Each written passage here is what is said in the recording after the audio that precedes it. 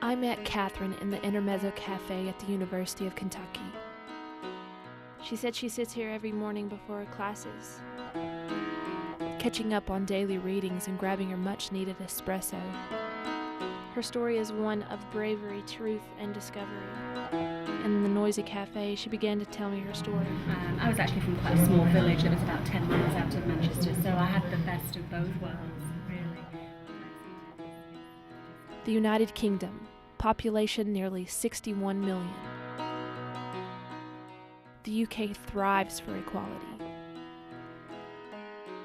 The Fairness and Freedom 2007 review published by the British Council states that an equal society protects and promotes equal, real freedoms and substantive opportunity to live in the ways people value and would choose, so that everyone can flourish. Though even with this ideal, as Catherine explains, It's probably a double standard everywhere, not just in England. My mum she's never openly said it to me, but I think she has a real problem with the fact that I'm gay. Now, the irony of that is the fact that her brother was gay. Actually, he died of AIDS. My uncle Gerald, he died of AIDS when I was 19. John Miles' article, Sex and American Survey, states that 10% of the population is gay. That's 30,000 U.S. citizens who are not wholly protected under the law. In the U.S., only 14 of the 50 states have passed legislation protecting gay, lesbian, bisexual, transgender men and women from discrimination. Lexington, Kentucky is one place that does not protect its GLBT community.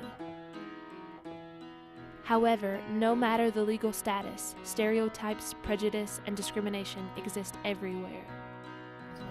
I think it's very unexpected. I think most people don't think that I'll be with a woman, I certainly, don't meet whatever lesbian stereotypes. And at the University of Kentucky, there are only limited programs that support GLBTQ issues. The Gay-Straight Alliance and Outsource. And in 2008, Catherine moved from her hometown in England to the United States in order to be with the love of her life. To come here. My partner's here. Really? Yeah. When you met her? You may wonder why Catherine, at 38 years old, is walking through the halls of the University of Kentucky.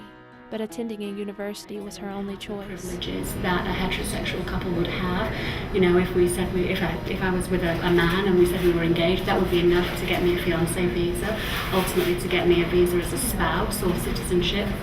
Don't have any of that at all. So the only way for me to be here was as a student, and I'm here on a temporary 4-year student visa.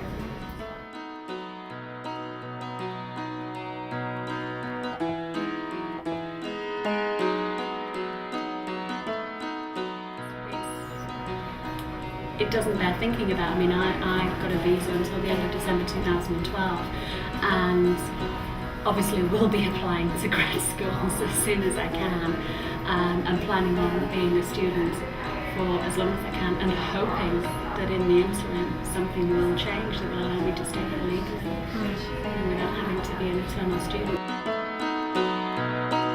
The confident woman who sat before me in the cafe that day was not always so.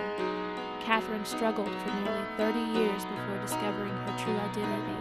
There weren't any role models around. There were no gays, there were no lesbians. I didn't see any of that at all when I was growing up. So for me, it really didn't seem like an option at all. So the idea of being attracted to girls, being attracted to women, was something I just didn't even want to entertain. And I married my husband. Actually, I married him because he's not like my dad. My dad was a carpenter. She married at a young age, had 2 beautiful daughters and a nice home, but something still wasn't right. In fact, I remember distinctly driving to work with my then fiancé about 6 weeks before I was due to get married, and there was this huge white wedding, with all the trimmings planned. And I was thinking instead about a woman that I worked with, and I'm like, well, it's just pre-wedding nerves. Everybody must go through this, 6 to 16 years. Our marriage sort of came to an amicable end, and Susan, and 2.5 years later, I'm here in America. And after ending a long, unhappy marriage, Catherine is now able to accept and embrace her sexuality and the lovely person she is. I think for the first time, and genuinely for the first time in my life, I'm actually in a position where I actually know who I am, and I'm comfortable in my identity. She is a proud mother, student, partner, and lesbian.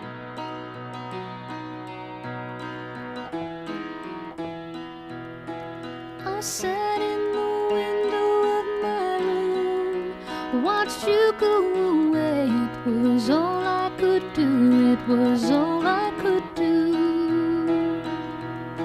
You're going away to leave me alone in all of this sorrow.